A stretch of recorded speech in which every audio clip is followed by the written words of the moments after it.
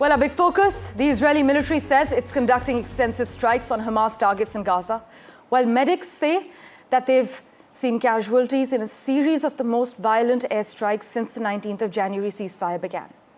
I must mention that the army has not provided more details about the strikes, but you must note that this escalating violence comes amid disagreement between Israel and Hamas on how to sustain the three-phase ceasefire that began in January.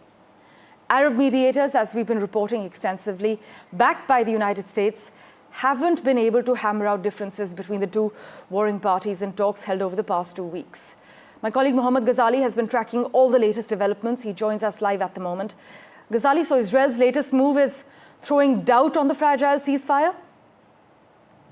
See, the ceasefire was never a fragile one, and we saw that even since January 17, when the ceasefire was achieved, Israel has been conducting ground invasion as well as aerial strikes in Gaza. And today, just around midnight, Israeli Prime Minister issued a statement saying that they are sort of getting over the ceasefire now. They are getting over, and they are launching aerial strikes in Gaza.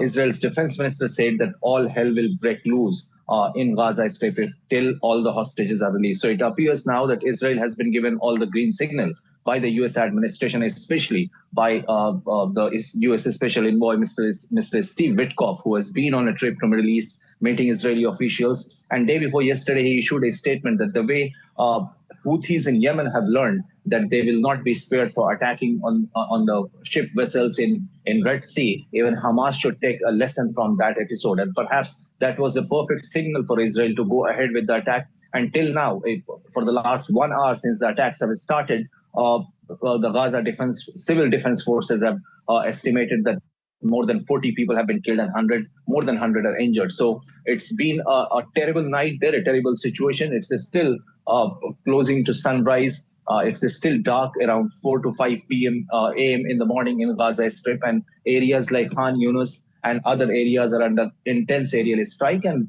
visuals coming out of Gaza Strip show that women, children, elderly people have been killed in the aerial strike till now. Now, we don't know when whether Israel and Hamas will yet again sit for negotiations and talks or not, because these aerial strikes are aimed at getting the hostages alive from the Gaza Strip, as per Israeli Prime Minister, because he said that the main objective of this entire aerial strike is to get the hostages alive from the Gaza Strip and also dismantle Hamas. He blamed Hamas for reneging on the ceasefire, but facts confirm that even when the first phase of ceasefire deal was over, Israel wanted to stretch it. One of the primary conditions of the first phase of ceasefire deal was that Israel will have to withdraw its troops from Philadelphia corridor, which Israel never did that. It has never pulled out all its troops from the Gaza Strip. It still has some security enclave built inside the Gaza Strip, and that is why this ceasefire could not work.